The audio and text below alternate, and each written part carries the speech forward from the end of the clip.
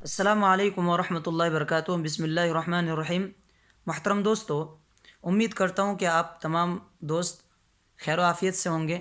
ناظرین، آج کے اس ویڈیو میں روزے کے شرائط سے متعلق چند اہم اور بنیادی باتیں آپ کے سامنے خلاصے کے طور پر پیش کروں گا۔ تفصیل کے لیے آپ دکتور سعید بن علی القحطانی کی کتاب کے صفحہ نمبر 82 سے 92 تک دیکھ سکتے ہیں۔ ان کی کتاب ہے الصیام فی الاسلام۔ ناظرین، روزے کے شرائط یہ ہیں: مسلمان ہونا، عاقل ہونا، بالغ ہونا، قادر ہونا، مقیم ہونا اور موانع سے خالی ہونا۔ ناظرین، پہلی شرط جو اسلام کا پایا جانا، کوئی شخص اگر کافر ہے وہ روزہ رکھتا ہے تو اس کا روزے رکھنا نہ رکھنا برابر ہے، یعنی اللہ کے یہاں کوئی اجر کوئی ثواب روزے رکھنے پر اس کو نہیں دیا جائے گا۔ اس بات پر سب متفق ہیں۔ لیکن یہاں ایک تنبیہ ہے ان تمام لوگوں کے لیے جو کفریہ یا شرکیہ عقائد رکھتے ہوں، نظریات رکھتے ہوں یا کفریہ شرکیہ عمل کرتے ہوں، ان کے لیے ایک تنبیہ ہے کہ ایسے لوگوں کا بھی روزہ معتبر نہیں ہے۔ جو لوگ کفریہ شرکیہ عقیدہ رکھتا ہو یا کفریہ شرکیہ کام کرتا ہو، ایسے لوگوں کا روزہ بھی معتبر نہیں ہے۔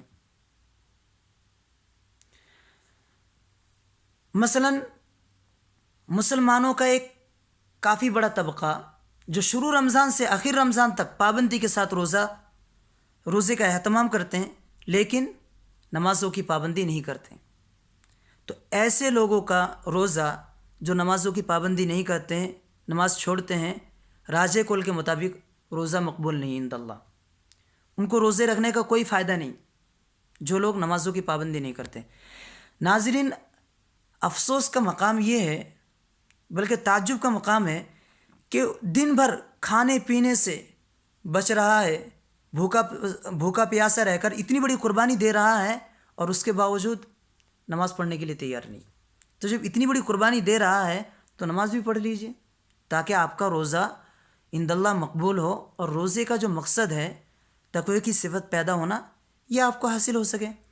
اور اگر تقوی کی صفت اندر پیدا ہو جائے تو پھر یہ آپ کی اگلی زندگی کے لیے سب سے بڑی نعمت ہے، کیونکہ اگلی زندگی آپ کی جنت والی زندگی بن جائے گی، نیکی والی زندگی بنے گی، جنت والی زندگی بن جائے گی آپ کی۔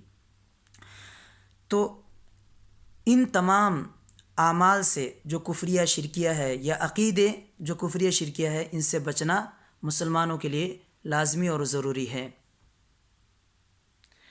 اللہ تعالیٰ مسلمانوں کے حال پر رحم فرمائے اور نمازوں کی پابندی کرنے اور تمام کفریہ شرکیہ عقائد اور نظریات اور عملوں سے اللہ تعالیٰ بچنے کی توفیق دے۔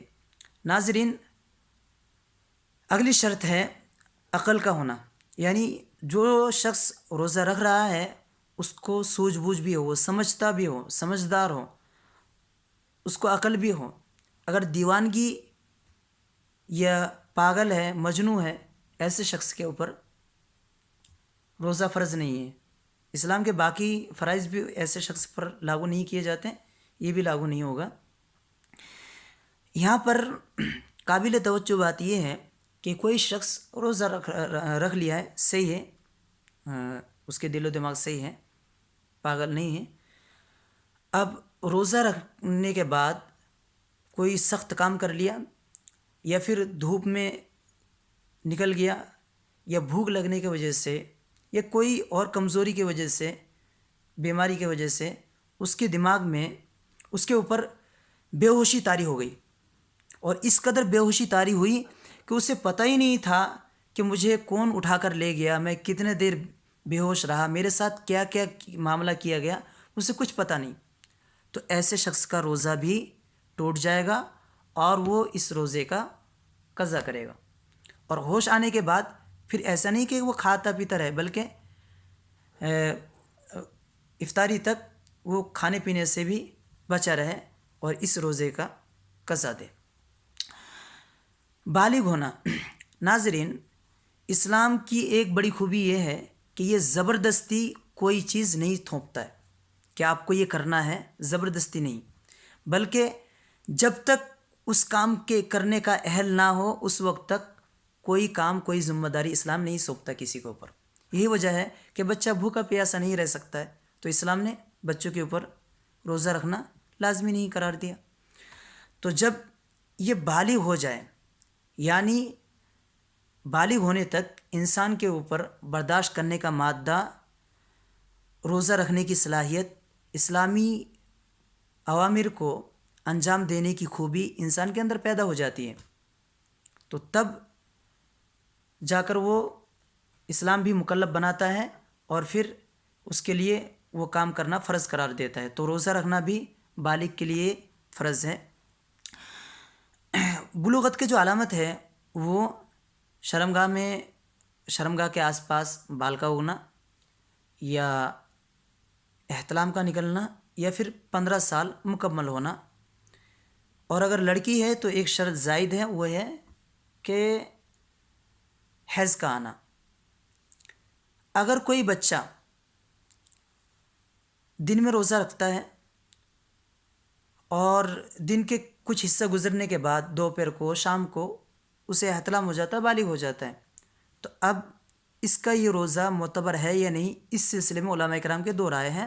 ایک رائے یہ ہے کہ اس کا یہ روزہ معتبر ہے، دوسری رائے یہ ہے کہ اس کا یہ روزہ معتبر نہیں ہے۔ راجح جو ہے وہ یہی ہے کہ اس کا روزہ معتبر ہے، اس کو قضا کرنی اس کے لیے لازمی اور ضروری نہیں ہے، اور جو لوگ معتبر نہیں مانتے وہ قضا کرنے کے لیے کہتے ہیں۔ جو بچی روزے سے ہے اور ابھی نابالغ ہے اور اس کو حیض آ گیا روزے کے دوران، تو حیض آنے کی وجہ سے اس کا یہ روزہ فاسد ہو جائے گا، ٹوٹ جائے گا، اور بعد میں حیض کے دن مکمل ہونے کے بعد بقیہ جو رمضان کا مہینہ ہے پورے مہینے کا روزہ رکھے گی، اور جتنے دن تک اس کو حیض آیا اتنے دن کے روزے یہ قضا کرے گی، ساتھ میں اس روزے کی بھی قضا کرے گی جو روزہ اس کا حیض آنے کی وجہ سے ٹوٹ گیا۔ اور اس سے پہلے کے جو روزے ہیں ان روزوں کی قضا کرنے اس کے لیے لازمی اور ضروری نہیں ہے۔ حیض آنے سے پہلے کے جو روزے یہ رکھ چکی ہے یا رمضان کا مہینہ گزر چکا ہے اس کے اوپر، ان روزوں کی یہ قضا نہیں کرے گی۔ مقیم ہونا یعنی مسافر پر روزہ رکھنا فرض نہیں ہے، اسے اختیار ہے، چاہے تو وہ رکھ لے، چاہے تو وہ روزہ نہ رکھے، نہ رکھنا ہی بہتر ہے، افضل ہے۔ اللہ تعالیٰ کی رخصت کو قبول کرنا یہ بہتر ہے۔ قادر ہونا روزے رکھنے پر، یعنی روزے رکھنے کی اس کے اندر طاقت ہونا، قوت ہونا۔ عاجزی کئی طرح سے اس کی کئی شکلیں ہو سکتی ہیں۔ مثلا کوئی شخص بیمار ہے اور ایسا مریض ہے کہ اس بیماری سے وہ شفا یاب ہو سکتا ہے، تو ایسی صورت میں جتنے دن تک وہ عاجز ہے تو اتنے دن تک روزہ نہ رکھے، لیکن شفا یاب ہونے کے بعد روزہ رکھے گا، اور جتنے روزے اس کے چھوٹ جائیں گے بیماری کی وجہ سے ان تمام روزوں کو بعد میں رکھے گا۔ لیکن کوئی شخص اس قدر بیمار ہے، ایسا بیمار ہے کہ اس بیماری سے اس کو نجات نہیں ملے گی، چھوٹ نہیں سکتا ہے، بچ نہیں سکتا ہے، اور وہ بیماری اگر روزہ رکھتا ہے تو بیماری اور بڑھنے کا خطرہ ہے، تو ایسے روزے دار کے اوپر سے روزہ معاف ہے۔ یا پھر کوئی شخص اس قدر بوڑھا ہے کہ روزہ وہ نہیں رکھ سکتا ہے، اگر روزہ رکھے گا تو اس کو چکر آئیں گے یا بے ہوشی طاری ہوگی، اس طرح ضعیف ہو چکا، کمزور ہو چکا، تو ایسا بوڑھا شخص بھی یا عورت ہے بوڑھی ہے وہ بھی روزہ نہیں رکھے گی، بلکہ یہ لوگ ہر دن کے بدلے فدیہ دے گی۔ فدیہ جو دے گی وہ ایک مسکین کو کھانا کھلائے گی، ہر دن کے بدلے ایک مسکین کو کھانا۔ اس پر حضرت انس نے 1-2 سال تک فدیہ دیا آخر عمر میں، جب وہ روزے رکھنے کی استطاعت نہیں رکھ رہے تھے۔ اس کے علاوہ اور بھی کئی صورتیں ہو سکتی ہیں عاجز ہونے کی۔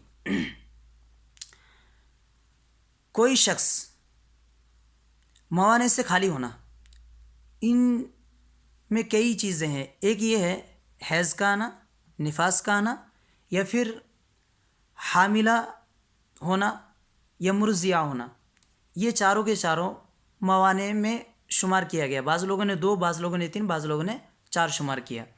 یعنی حیض و نفاس یہ تو موانع ہے ہی ہے، ٹھیک ہے، لیکن حیض و نفاس آنے کی وجہ سے وہ روزہ فاسد ہو جائے گا اور وہ پھر آئندہ سے اس روزے کی قضا کرے گی، اور آئندہ جتنے دن تک حیض و نفاس کی حالت میں رہے گی روزہ نہیں رکھے گی، بعد میں اس کی قضا کرے گی۔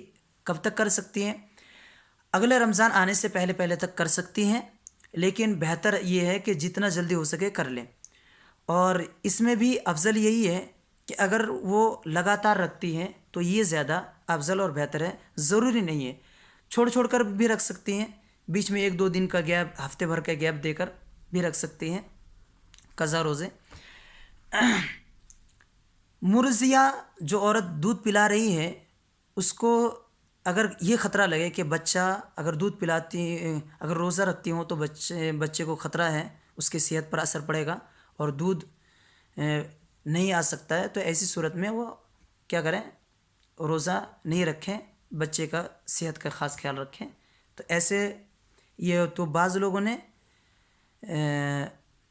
مرضیہ عورت کو بھی اسی میں شامل کیا ہے، اور اسی طریقے سے جو عورت حاملہ ہے، اگر حمل کا خطرہ ہو کہ حمل کو نقصان ہوگا، جو پیٹ میں بچہ ہے اس بچے کو نقصان ہوگا، تو ایسی صورت میں وہ عورت بھی روزہ نہ رکھے۔ تو موانع میں 2 ہے اصل اہم، بعض لوگوں نے 4 بھی شمار کیا ہے۔ اللہ تعالیٰ سے دعا ہے کہ اللہ تعالیٰ ہمیں قرآن و سنت کے مطابق عمل کرنے کی توفیق عطا فرمائے۔ والسلام علیکم ورحمۃ اللہ وبرکاتہ۔